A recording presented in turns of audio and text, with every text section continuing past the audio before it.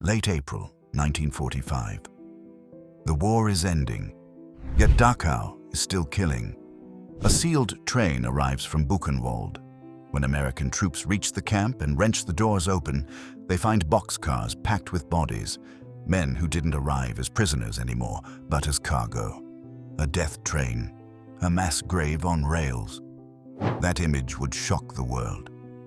But it wasn't an isolated horror. It was the final months of Dachau made visible. As the front closed in, transports flooded the camp. Barracks meant for hundreds swallowed thousands. Food and water collapsed. Typhus tore through overcrowded rooms. The dead piled up faster than they could be removed. And while the SS tried to burn records and erase evidence, the camp kept producing bodies, too many to hide. Then liberation came. And even that wasn't clean. The shock of what the soldiers saw ignited rage, chaos, and killings in the camp's final hours. And in the weeks and years after, a different battle began. Gathering testimony, identifying perpetrators, and putting Dachau's crimes on trial. So how bad were the final months inside Dachau? We begin with the train the liberators opened and follow the story through collapse, liberation, and the reckoning that followed. By late 1944, as transports from evacuated eastern camps poured in, Dachau's population swelled far beyond any design specification.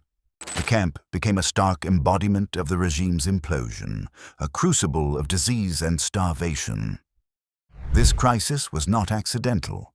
It followed the SS decision to clear camps before the Red Army, sending shattered columns west. Dachau was turned into a receiving point. Its infrastructure, already strained, was overwhelmed. The official SS records from this period presented a sanitized picture. They undercounted the true number of inmates, a bureaucratic lie meant to mask the catastrophe from higher authorities and the outside world. While paperwork suggested a manageable population, the reality inside the barbed wire was impossible density. Barracks built for a few hundred held many times that number. Personal space collapsed 2 inches. Prisoners slept packed together or on floors, rotating for space, unable to keep clean, unable to rest. Sustenance, already a threadbare ration of watery soup and a scrap of bread, was cut further as Germany's logistical network disintegrated. The calorie count fell below survival needs. Bodies consumed their own muscle and tissue. Extreme malnutrition and filth followed. In these conditions, epidemic disease had everything it needed. Typhus, carried by lice, spread uncontrollably. Overcrowding and the lack of hygiene accelerated transmission.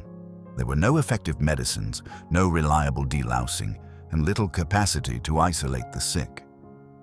The epidemic burned through the camp with dreadful efficiency, adding to deaths from dysentery and exposure. By early 1945, the camp's water, sewage, and electrical systems faltered or failed. Amid this systemic collapse, the SS maintained the charade of order. The rigid roll call regime continued. Emaciated prisoners, many with fever, stood for hours in formation in all weather. Those who fell were beaten or removed. Administrative discipline, once meticulous, disintegrated as the scale of death outpaced any ledger. By December 1944, deaths rose sharply. In the months that followed, fatalities reached into the thousands each month. The crematoria could not keep up. Corpses accumulated in barracks and courtyards, and mass burials followed. Historians attribute more than 15,000 deaths at Dachau between late 1944 and April 1945, largely to typhus, starvation, and neglect. The mechanism was not gas, but deliberate overcrowding, deprivation, and abandonment. This was the camp preparing for its own demise, with systems failing and mortality surging beyond control. At this point, the SS faced a new problem that went beyond administration or supply. With Allied armies closing and bodies mounting, the question shifted from how to run the camp to how to remove its witnesses. The next decisions would turn crisis into movement, and the roads of Bavaria would become part of the machinery of killing. As the front line disintegrated in April 1945, the SS confronted a logistical problem that had become a matter of existential necessity for the regime: the disposal of evidence. The Nazi High Command issued explicit orders for the evacuation of concentration camps to prevent liberation and, in practice, treated prisoners as witnesses to be removed, often fatally. This order from the highest level of the SS fueled the chaotic and lethal nature of what would become known as the death marches. At least 25,000 prisoners from the sprawling Dachau camp system were sent on exhausting foot marches in the direction of Tyrol, or transported in sealed goods trains. The stated objective was a strategic withdrawal to a supposed Alpine redoubt, a last-ditch Nazi fantasy of a final stand. The reality was a policy of extermination through attrition. Prisoners, already skeletal from starvation and racked with disease, were forced onto roads without adequate food or water. The marches were not transfers, but a mechanism for reducing the number of living witnesses. On April the 24th, just days before the Americans arrived, the camp commandant forced between 6,000 and 7,000 surviving inmates on a death march south towards Tegernsee. The SS guards who escorted them were under orders to allow no one to fall behind. Any prisoner who could not maintain the brutal pace was shot. The 6-day march became a gauntlet of exposure and execution. Many others died of exhaustion, hunger, and the elements. Months later, a mass grave containing 1,071 prisoners was discovered along this very route, a silent testament to the march's true purpose. The methodology was brutally simple. Those unable to walk were executed on the spot. Their bodies were left littering the roadsides of Bavaria. The evacuations from Dachau's numerous sub-camps followed the same pattern. These merciless death marches likely resulted in the deaths of thousands, a significant portion of the camp's final death toll. This represented a decisive shift in the Nazi killing process. The systematic, almost bureaucratic murder of the camp's earlier years gave way to a more chaotic, opportunistic form of slaughter driven by the panic of impending defeat. The chain of command remained intact to the very end. Commandants like Eduard Weiter and his successor, Martin Weiss, were directly responsible for implementing these orders from Berlin. Even as the regime collapsed, the machinery of death was repurposed for one final, devastating operation. The death marches emptied the main camp of a significant portion of its remaining population, leaving a hollowed-out shell of a facility. But the evidence of what had transpired there and during the evacuations was too vast to completely erase. The chaotic exodus scattered corpses across the countryside, creating a trail of atrocities that led directly back to Dachau's gates. By April the 28th, 1945, as the American line drew near, the Dachau system was fragmenting. Commandant Martin Weiss fled, and authority passed to Heinrich Wicker to manage a surrender that never looked orderly. The flight of senior SS created a power vacuum. The rigid discipline that had shaped daily life for 12 years unraveled in hours. Without clear orders, the remaining guards acted on fear. Those who stayed were gripped by the prospect of accountability. They knew the approaching Americans would judge them for the years of brutality. That fear made them volatile. Behavior shifted from regimented cruelty to sporadic, desperate violence. Prisoners understood the danger. A last-minute massacre by panicked guards felt possible. Hope and dread stood side by side. The camp's infrastructure had failed. Water was cut off or fouled. Sewage no longer moved. Electricity was gone. Medical care collapsed under typhus and starvation. The machinery of the camp stopped functioning. Sanitation disintegrated. Corpses, no longer cremated, lay stacked or scattered in open spaces. The smell carried across the compound. Within the prisoner population, structure gave way to survival. The hierarchy enforced through capos weakened. At the same time, organized prisoner committees, most notably the International Prisoners Committee, moved to steady the camp as the SS receded.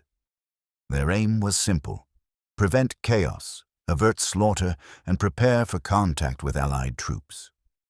They tried to maintain a fragile order among starving sick thousands, while bracing for a sudden assault from guards who might yet lash out. The hours before liberation were marked by an unsettling quiet. The routines of forced labor had stopped. The shouted commands were fewer. The quiet broke only with occasional gunfire from different corners of the complex, signs of isolated clashes, executions, or guards settling scores. The result was a camp suspended between collapse and reckoning. This abandonment was not an end, but a shift in danger. The SS had not fully vanished. Some fled in civilian clothes. Others hovered at the perimeter or tried to regroup. Prisoners stayed indoors or moved cautiously, listening for shots, waiting for news. Rumors spread faster than facts. The committees posted lookouts and sent messages through barracks, telling people to hold position and avoid provoking the guards. What emerged in those final hours was a place stripped of function, saturated with disease, and trembling under the weight of what had been done there. It was a scene the outside world had not yet seen. Beyond the fences, columns of American troops were converging, focused on military objectives and not yet aware of what awaited them. Elements of the U.S. 7th Army converged on Dachau in late April 1945. These were battle-hardened units, including the 42nd and 45th Infantry Divisions, which had fought their way across Europe. Their focus remained on military objectives, securing territory and neutralizing enemy resistance. The intelligence available to them described Dachau as a political prison. This classification led the soldiers to expect a fortified compound defended by fanatical Nazi holdouts. They prepared for a tactical assault, not a humanitarian intervention. This fundamental misunderstanding shaped their initial approach. Advance units, however, began to encounter disturbing signs that contradicted their briefings. They found emaciated survivors of the death marches stumbling through the surrounding woods. These individuals, often barely able to speak, provided fragmented accounts of the atrocities inside the camp. Their stories of systematic starvation and mass death seemed so extreme that many soldiers initially struggled to believe them. The sheer scale of the Dachau complex, with its network of sub-camps, was not fully grasped by the command structure. The operation was not prioritized as a singular rescue mission. Confusion compounded the situation. Some units received orders to bypass Dachau entirely to pursue what were deemed more pressing military targets further east. This created a staggered, piecemeal advance on the camp. The first American soldiers to reach the perimeter were reconnaissance troops. Their mission was to assess enemy strength and positions. They were equipped for a fight, not for the sensory assault that awaited them.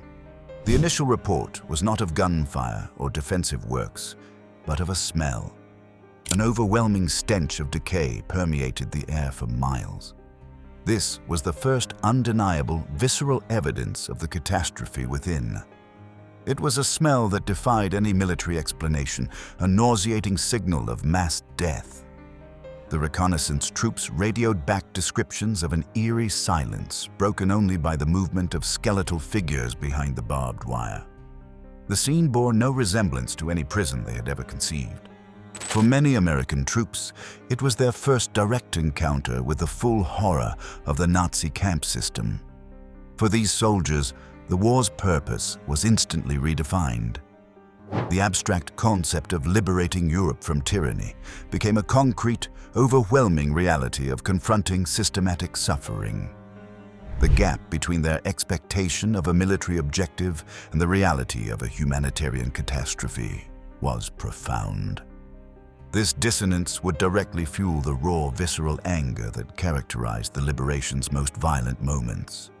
The soldiers' training had not prepared them for this.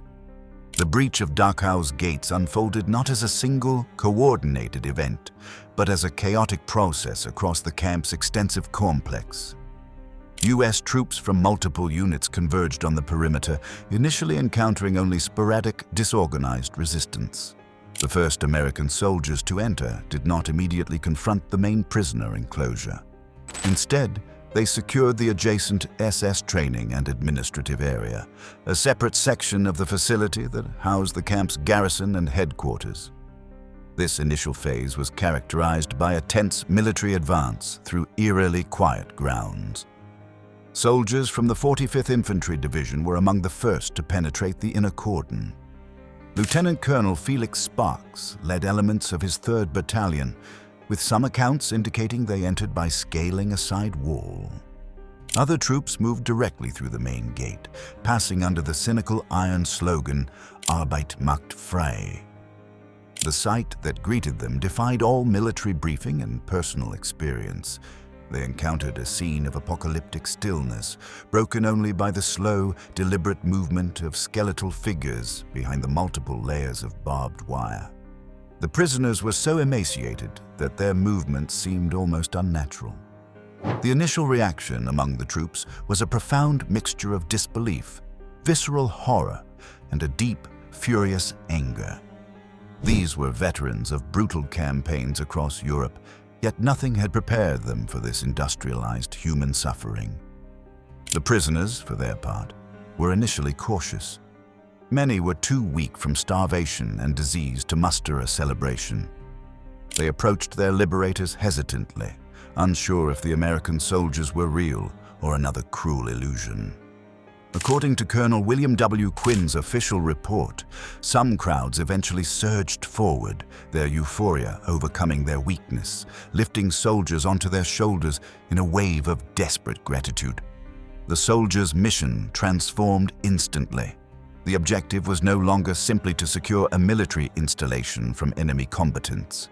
It became an urgent, overwhelming rescue operation.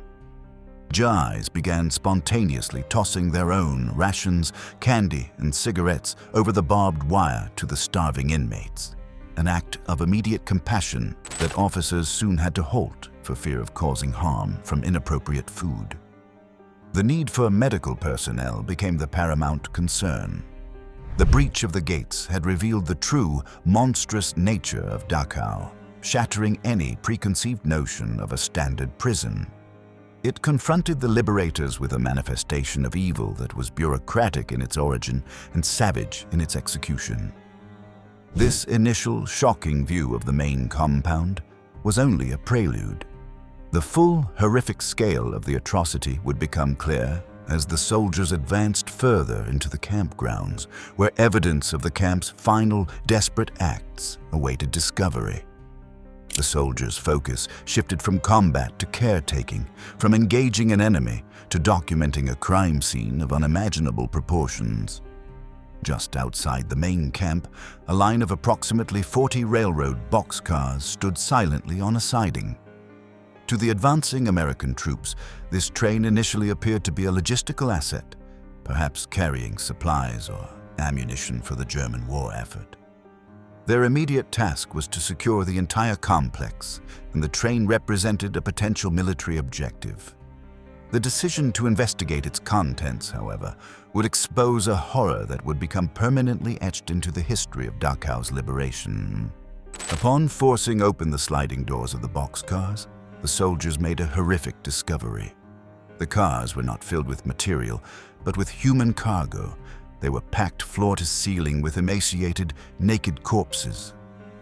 The victims had been transported from the Buchenwald concentration camp and had perished during the journey. The train had arrived at Dachau days before the American liberation, and the bodies had been left to decompose in the sealed containers. Estimates of the dead vary, ranging from hundreds to approximately 2,000, but the sheer scale of the tragedy was undeniable. The bodies were in an advanced state of decomposition, a process accelerated by confinement and spring weather. This created an overwhelming stench that assaulted the soldiers' senses. a smell many later described as the defining sensory memory of the war. The sight was not a relic of the distant past. It was evidence of murder that had continued relentlessly until the last days. The victims had died from starvation, thirst, or suffocation within the sealed confines of the boxcars during their transit from Buchenwald. This was not an isolated atrocity, but a systematic process of extermination that operated to the end. For the American soldiers, the death train came to symbolize the industrialized, bureaucratic nature of Nazi killing. It was a stark demonstration of how the regime used the tools of modern logistics, railways, schedules, and standardized boxcars to achieve its murderous ends. The train was a death factory on wheels, a brutally efficient mechanism for mass death. This single, visceral discovery provided incontrovertible proof of the genocide's mechanized cruelty. The experience deeply traumatized the liberators, hardening their resolve and clarifying the enemy they fought. Official U.S. Army Signal Corps photographers from units including the 163rd Signal Photo Company documented the scene extensively. They captured stark images of the boxcars filled with decomposing bodies and the piles of victims' discarded clothing. These photographs were not merely for archival purposes. They were collected as crucial evidence for war crimes trials, ensuring the organized nature of the crime could not be denied or minimized. What the soldiers saw at the train did not remain a separate horror. As units moved to secure the compound and process the remaining SS personnel, the impact of that discovery traveled with them into their briefings, into their restraint, and into the volatile choices that followed. As American troops fanned out to secure the sprawling Dachau complex, their training dictated a clear procedure: round up all enemy personnel and process them according to the established rules of war. This protocol emphasized taking prisoners and maintaining discipline, but the sights they had just witnessed, the skeletal survivors, the piles of corpses, and the rotting freight cars of the death train, created a profound moral dissonance with that military doctrine. The systematic atrocities they had uncovered made the rule book feel tragically inadequate. The captured SS men were assembled in various locations throughout the camp. Among those present was SS officer Heinrich Wicker, a 23-year-old who had been left to formally surrender the camp after Commandant Martin Weiss fled. Some guards were still in uniform, others had attempted to blend in with prisoners or discard their insignia. As they were rounded up, their reactions varied. Some offered excuses for their actions, blaming superiors for giving orders they felt compelled to obey.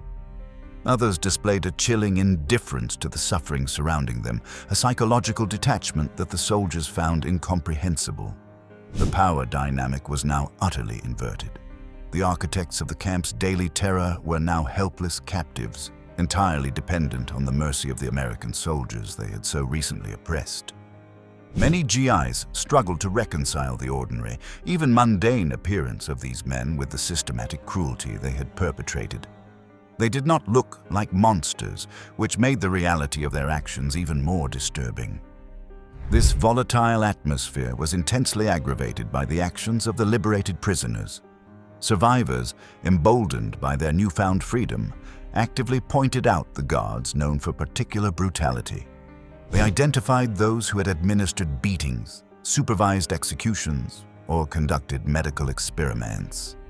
This direct denunciation fueled the Americans' simmering anger, translating abstract horror into specific personal crimes with identifiable perpetrators.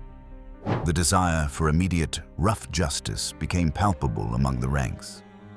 Junior officers found themselves in an extraordinarily difficult position. Their primary duty was to maintain military discipline and control over their enraged troops. They were tasked with preventing the very acts of vengeance that many of their soldiers now saw as a moral imperative. The situation was a flashpoint, a direct collision between the military's required adherence to protocol and a primal human demand for retribution. Shots rang out in the confusion shortly after Wicker's surrender to Brigadier General Henning Linden, with Wicker claiming his men were not responsible.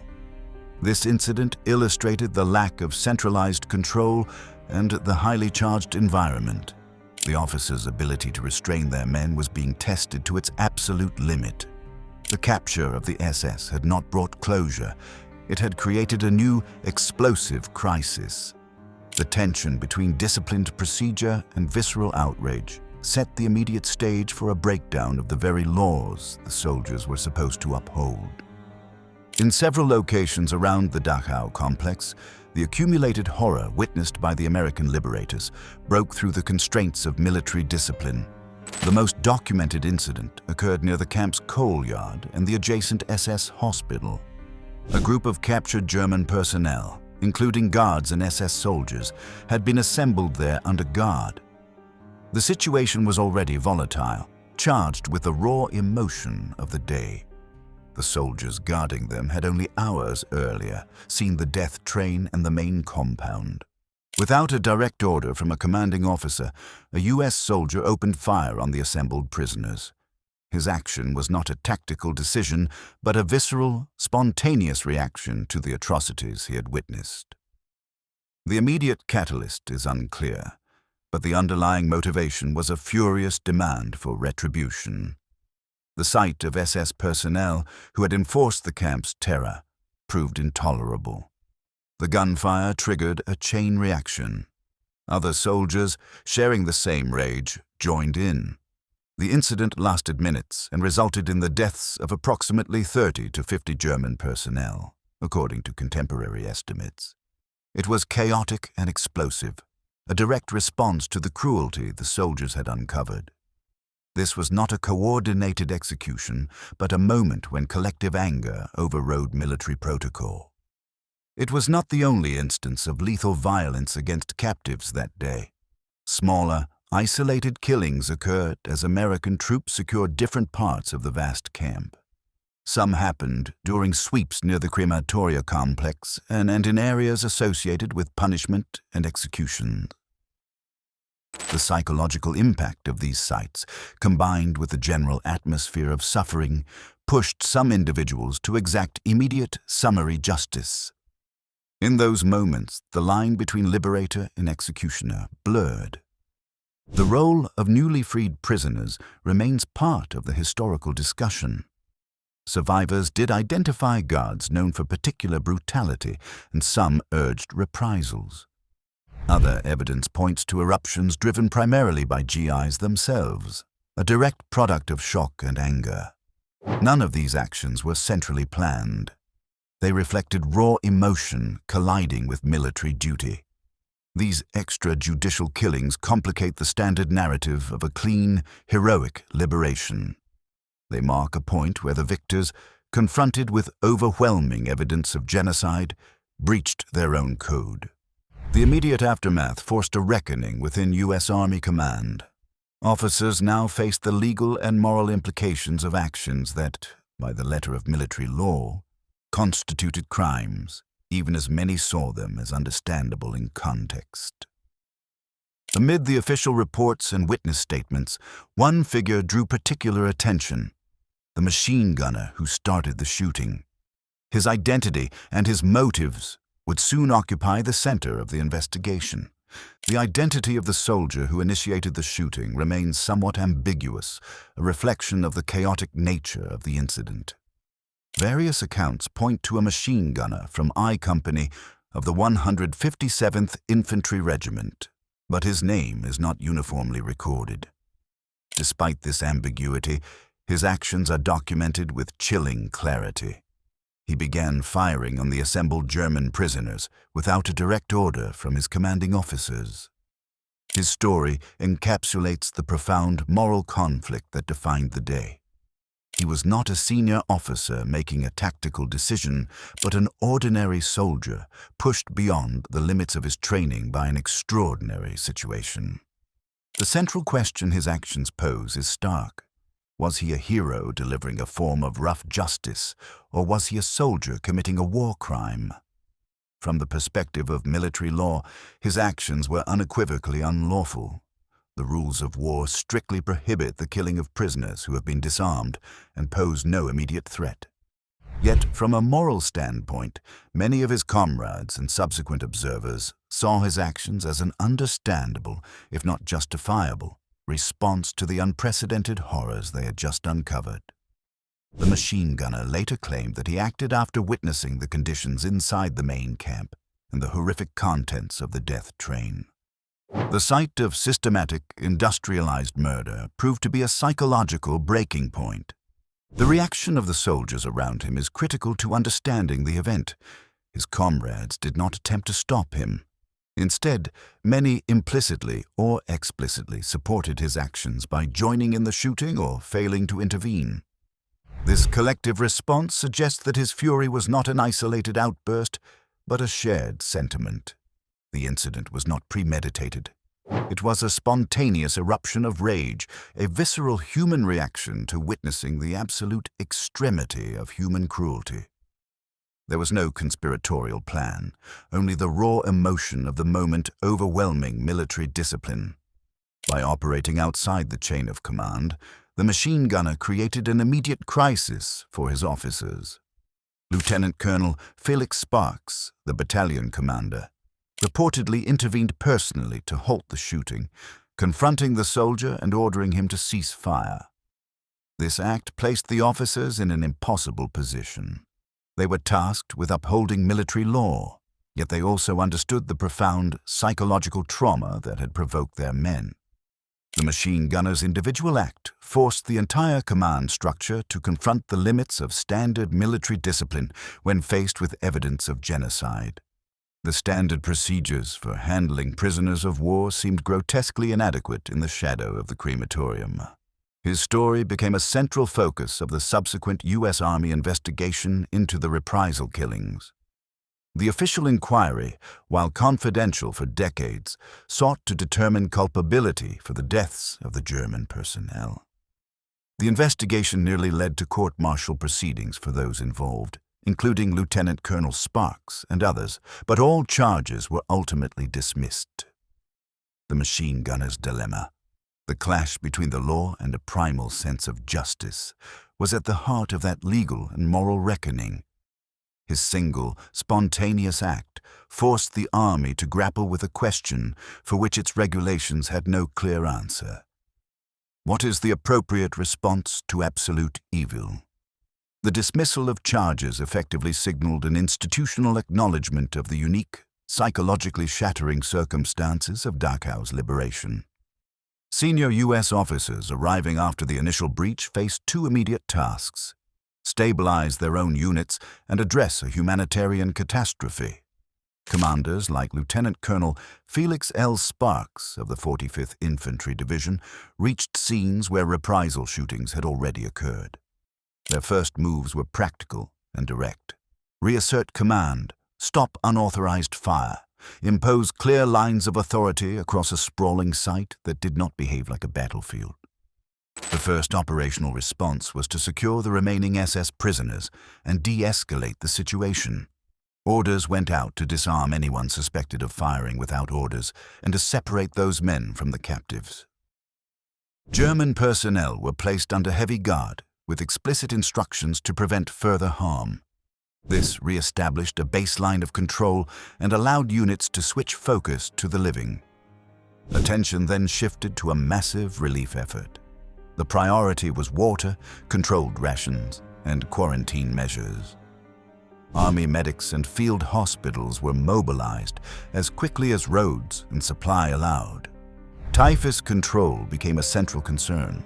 The numbers inside the camp outstripped capacity, but triage posts, delousing points, and distribution lines took shape.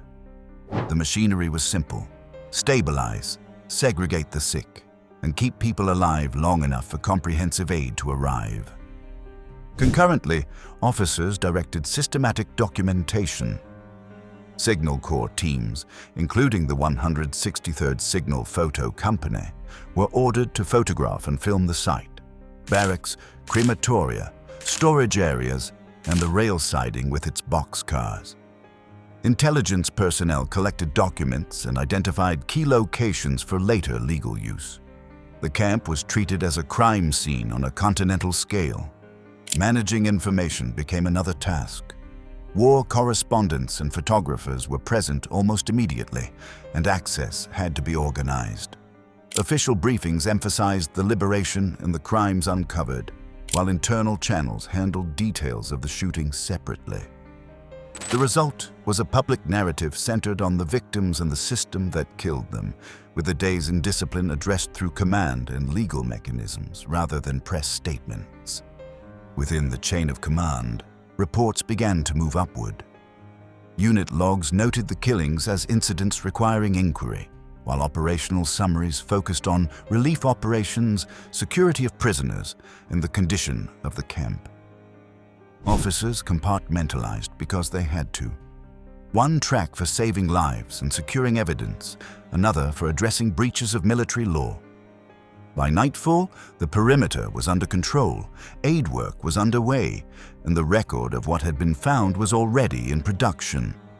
The next step would leave the realm of immediate action and enter formal review, where sworn statements, legal standards, and command judgments would measure the events of that day against the code every soldier carried.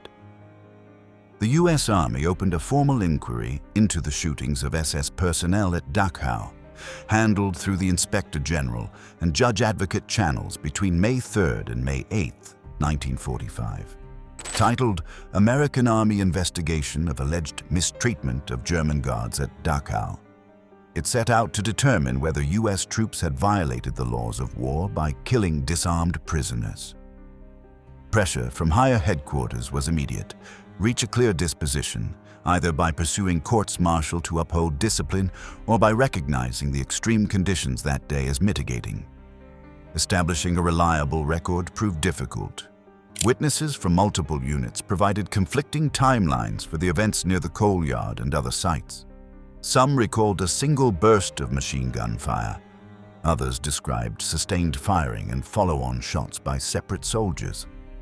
Identifying every individual who had discharged a weapon was complicated by overlapping operations, shifting lines of authority, and the emotional shock of the discoveries made minutes earlier. Statements reflected the fog of war and the psychological trauma of entering the camp. Investigators gathered testimonies primarily from American personnel, with some accounts supplemented by officers who had taken custody of SS prisoners and by notes from Signal Corps observers on site. The inquiry aimed to anchor specific actions to specific soldiers, to separate rumor from fact, and to assess whether any officer had issued or implicitly condoned unlawful orders. No evidence surfaced of a premeditated plan to execute prisoners. The pattern that emerged pointed to spontaneous, unauthorized fire triggered by the immediate aftermath of the camp's revelation. The legal analysis remained straightforward on one point: prisoners under guard may not be shot. Yet the context weighed heavily. Reports emphasized the immediate sequence: units encountering the death train, entering the main compound, and then processing SS personnel within hours. The record noted the collapse of discipline at the coal yard, the rapid intervention by officers, and the swift restoration of control. It also documented that the killings were not part of an organized policy. Charges were drafted against several individuals, reflecting the Army's intent to treat the matter as potential violations of the Articles of War. The file moved up the chain. As military governor of Bavaria, General George S. Patton ultimately dismissed the charges. His decision acknowledged both the unlawfulness of the shootings and the extraordinary circumstances under which they occurred. It was a pragmatic command judgment rather than a sweeping legal pronouncement. With the investigative file closed, the Army's focus returned to two urgent tracks: securing evidence for war crimes prosecutions and sustaining thousands of people on the edge of death. While paperwork moved through staff channels, the crisis inside the wire demanded immediate action. The next hours required a different kind of judgment, one measured in water, food, quarantine, and the will to keep breathing. While the confrontation with the SS guards unfolded, the monumental task of aiding the survivors began. The prisoners existed in a state of profound shock. Many were unable to comprehend that their ordeal was over, their expressions blank with disbelief after years of systematic dehumanization. This psychological barrier was as formidable as the barbed wire that had just been breached. The immediate provision of aid was severely hampered by a critical lack of specialized supplies and the ever-present risk of spreading the typhus epidemic that still raged through the weakened population. The liberation did not instantly erase the biological reality of their condition. U.S. Army medics worked rapidly to establish field hospitals, but their efforts were often tragically insufficient. Many survivors were simply beyond medical salvation, their bodies too ravaged by starvation and disease to respond to treatment. The process of feeding the emaciated was a delicate and dangerous operation. Standard American Army rations, rich in fats and protein, were toxic to digestive systems that had adapted to near starvation. Providing such food could induce refeeding syndrome, a potentially fatal metabolic shock. The soldiers had to learn to administer nourishment in careful, controlled increments, often starting with thin broth. Survival remained a fragile prospect. The survivors represented a mosaic of Nazi-occupied Europe. Poles, Jews, Soviets, French, Czechs, and dozens of other nationalities were now united by the common bond of having endured the camp system. In the chaotic first hours, they began to seek out their countrymen, forming small groups based on language and shared experience. They also began to share their stories with the American soldiers and the war correspondents who were beginning to arrive. These initial hesitant testimonies provided the first coherent, first-hand evidence of the crimes committed at Dachau. They gave names, dates, and specific details to the abstract horror. An organized response emerged from within the prisoner population itself. The International Prisoners Committee, a clandestine organization that had existed in a limited form before liberation, quickly mobilized to help manage the camp. This committee, composed of respected figures from various national groups, worked alongside the American authorities to distribute what little food and medicine was available, to organize sanitation efforts, and to represent the survivors' interests. They provided a crucial link between the liberators and the liberated, helping to establish a semblance of order amid the chaos. Their very existence demonstrated a resilience and organizational capacity that had survived even the camp's brutality. The first hours of freedom were therefore a complex mixture of euphoria, profound grief, and a continued struggle for physical survival. The joy of liberation was tempered by the realization of immense personal loss and the sheer effort required to stay alive. For every survivor who celebrated, another was confronting the final stages of a terminal illness. The process of reclaiming their humanity had only just begun. The testimony collected in these initial hours and in the days that followed would become the bedrock of the historical record. These accounts were meticulously gathered by military investigators and journalists, creating an irrefutable archive of evidence that would be used to condemn the perpetrators at Nuremberg and beyond. The survivors' words ensured that the world would hear the truth from those who had lived it. War correspondents and photographers entered Dachau shortly after American troops secured the perimeter. They arrived with a specific task: document and report the camp's liberation to a global audience. Their dispatches, photographs, and newsreel footage would shape the world's understanding of the Nazi regime's culmination in brutality. This was a moment of translation, when rumors of atrocity became concrete, visual fact. The journalists who walked through the gates faced an immediate professional and personal challenge. They struggled to find words and camera angles capable of conveying the scale and systematic nature of the horror. The sensory overload, the smell of decay, skeletal survivors, piles of unburied dead, defied easy description. Their reporting had to bridge the gap between the camp's reality and a public that had never seen anything comparable. Powerful documentation emerged from U.S. Army Signal Corps teams and press photographers working for American and international outlets. The images capture the stark reality of the camp and the death train with evidentiary clarity. They showed boxcars crammed with corpses, emaciated survivors in their barracks, and the crematoria's machinery. The photographs were not composed as art, they were evidence. They removed any space for denial and supplied a visual grammar for understanding systematic murder.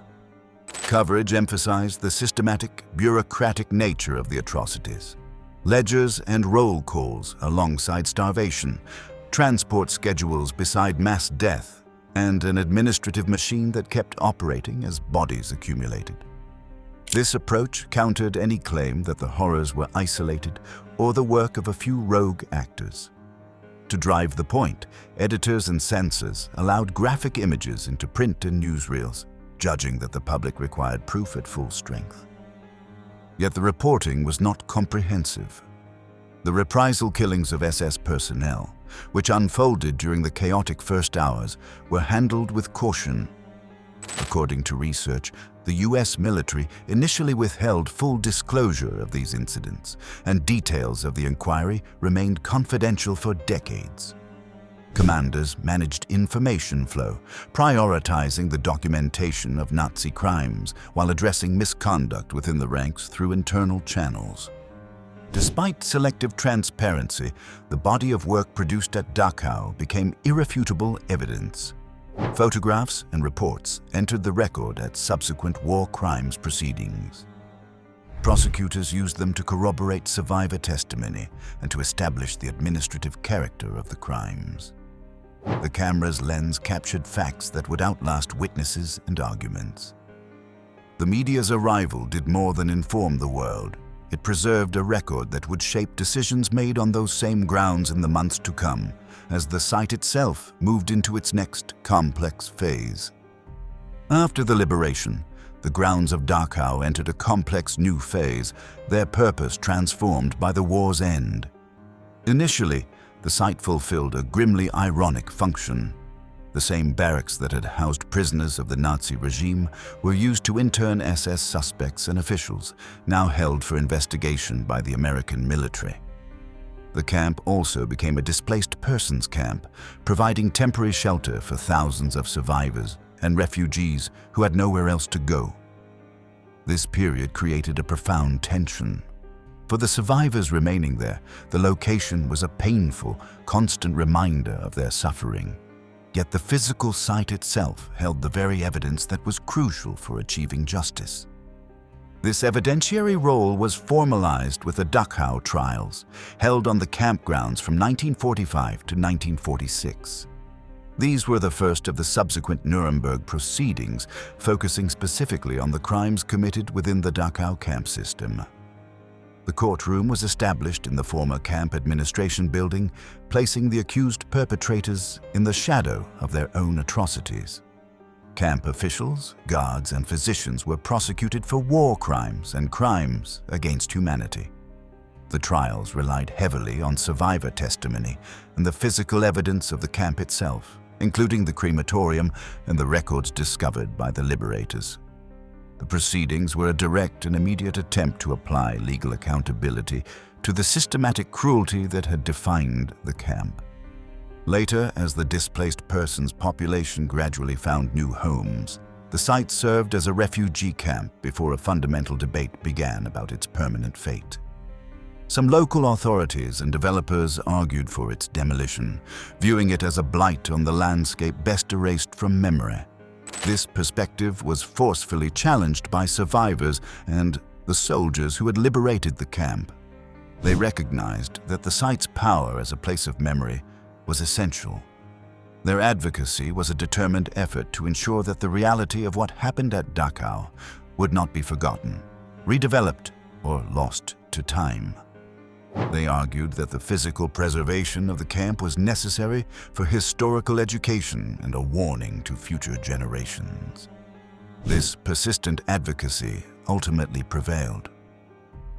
The Dachau concentration camp memorial site officially opened in 1965, 2 decades after the war's end. Its establishment was a direct outcome of the dedicated efforts of those who had experienced the camp's horrors firsthand. The memorial was conceived not as a monument to victory, but as a place of solemn remembrance and vital historical education. Its mission was to document the history of the camp, honor the victims, and serve as a permanent warning. The transformation of Dachau from a site of industrialized death to a place of active memory reflects an ongoing societal struggle to comprehend and learn from the past. Its legacy is a perpetual challenge. The memorial does not offer easy answers or closure. Instead, it forces a confrontation with the darkest capabilities of human nature. It stands as a testament to the victims and a stark reminder of the consequences of indifference, hatred, and the collapse of moral boundaries. The preserved barracks, the foundations of the barracks, the crematorium, and the religious memorials all serve as silent educators. They ask visitors to bear witness to the past and to consider their own responsibilities in the present. The site's continued existence is a deliberate act of resistance against forgetting, ensuring that the lessons of Dachau remain a living part of our collective consciousness. The liberation of Dachau was not a clean end point, but a chaotic confrontation between horror and the struggle for justice.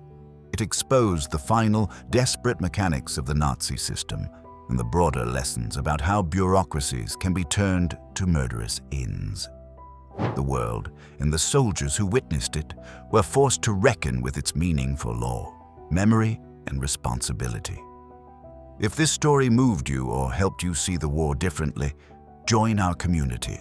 Subscribing supports more rigorous history and more voices. Leave a comment. Keep exploring with Epic War. Keep asking questions. Keep seeking the truth.